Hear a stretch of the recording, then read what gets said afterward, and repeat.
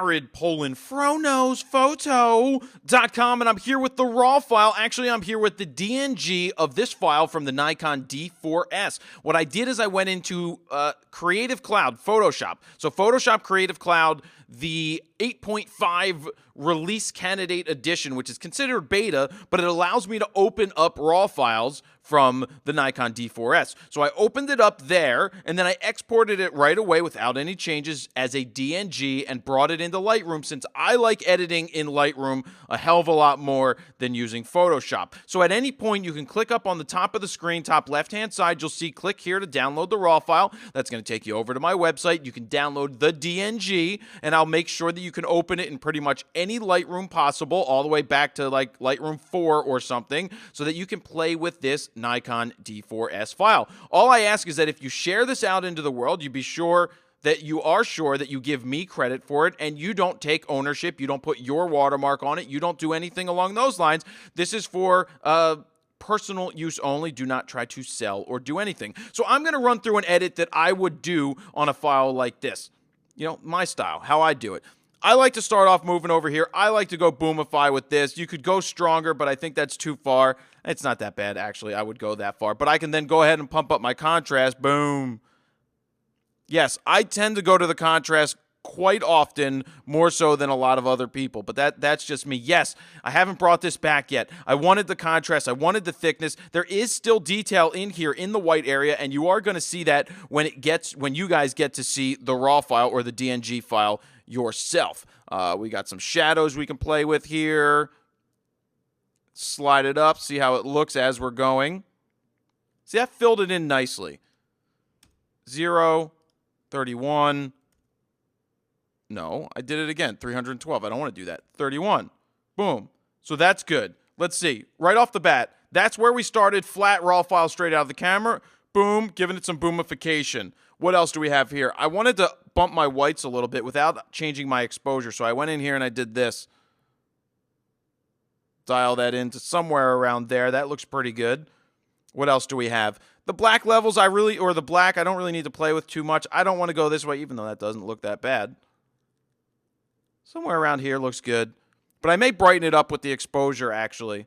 So we got that. Pump up the exposure just a little bit, because I'm going to make a print for this. And you have to remember when you're making a print that it's going to look brighter on the screen. So if it looks good here and you go to print it, you have to remember that your prints don't have a backlight to it. You are seeing your image with a backlight through it. So I tend to then brighten it up just a quarter of a stop or a tenth of a stop before I make the print, because when you print it and it looks good on the screen, it's most likely going to come out darker, because there's no light behind the image that I'm getting back from, in this case, Adorama Pics, because I'm ordering one of these prints for my neighbor so she can have it for her dog. So we got about that. Pump up a little bit of clarity, not too far. If you see an image like this, you know that you made a mistake. Too much clarity. Too much clarity. I'm going to go right about there. That looks pretty good. I want to warm it up a little bit because it was a nice day out. I want to get that yellow feel for it. I like the way that was. Let's see what this is. I did this earlier, 4673.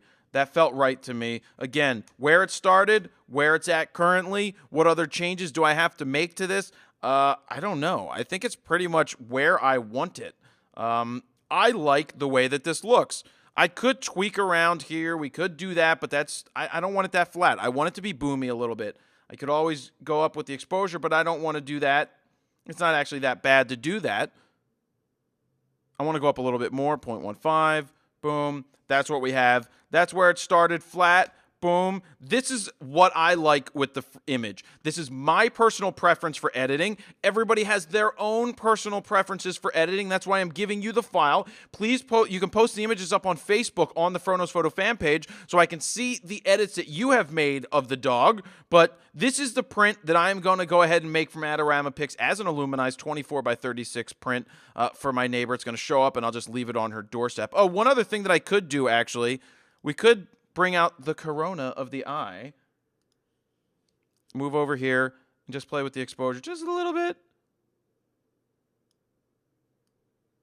Just to make it pop, you know, when you're looking at it from a distance. And there we have it. I think that looks pretty good. Started flat there, boomified a little bit. Nice. This is going to look great. Look at the framing.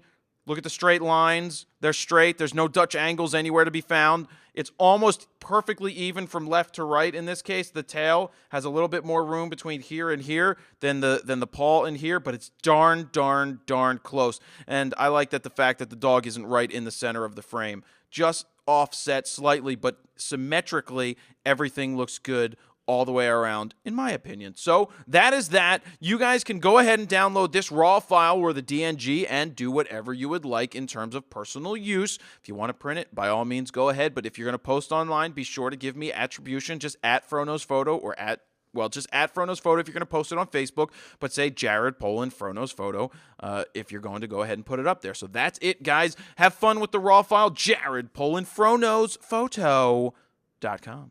See ya.